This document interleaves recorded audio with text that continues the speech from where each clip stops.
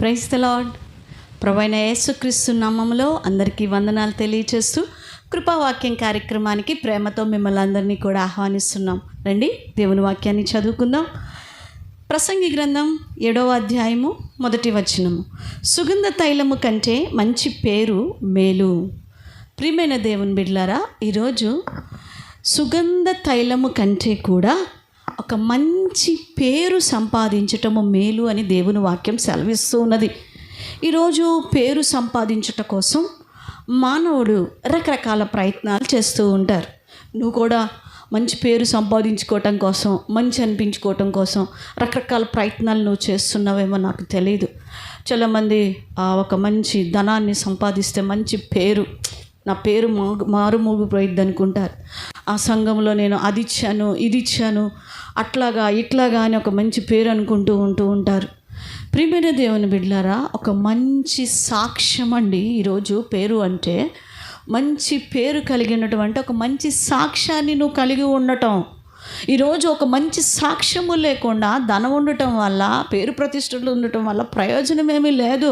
నీ కులాన్ని బట్టో, బలగాన్ని బట్టో, దేన్ని బట్టి నీకు పేరు వస్తుందో తెలియదు. నాకు సంఘంలో ఎలాంటి పెద్దలుగా, లేకపోతే సంఘంలో ఎలాంటి మూల స్తంభంగా ఉన్నావో నాకు తెలీదు.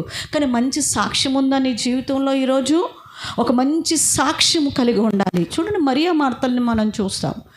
మార్తను చూసి అంటారు ప్రభువారు, మరి మార్తా ఎందుకమ్మా ఇంత విస్తారమైన పనులు పెట్టుకుంటున్నావు అంటారు.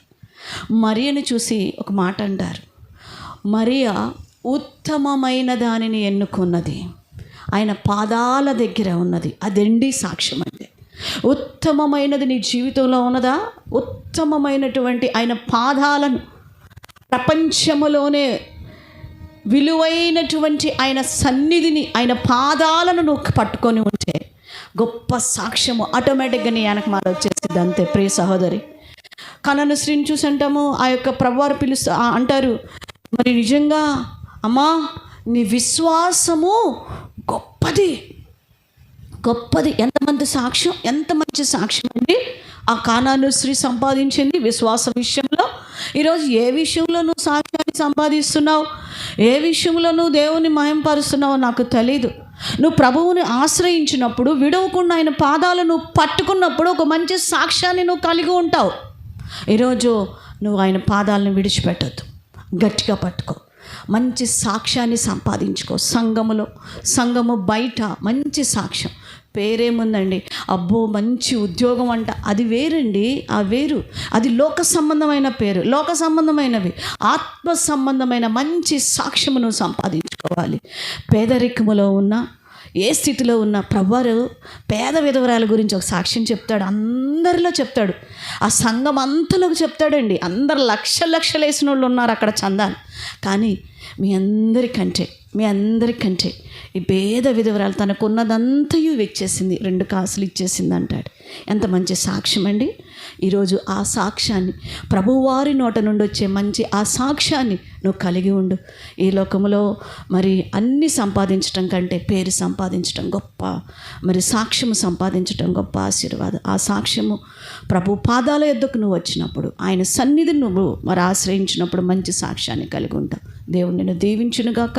ప్రార్థన చేసుకుందాం. పరిశుద్ధుడా, ప్రేమగల తండ్రి, సుగంధ తైలము కంటే మంచి పేరు మేలు అన్నారు. మంచి అనేది నీవే కదా. మంచి అనేది మా బ్రతుకుల్లో లేదు అనగా నిన్ను మేము ఆశ్రయించినప్పుడు మరి నాయన ఉత్తమమైనది మరియ ఎన్నుకున్నది కాబట్టి మంచి సాక్ష్యాన్ని కలిగి ఉన్నది. ఉత్తమమైన నీ పాదాలను విడవలేదు కాబట్టి కానాను స్త్రీ యొక్క విశ్వాసము గొప్పది అన్నారు.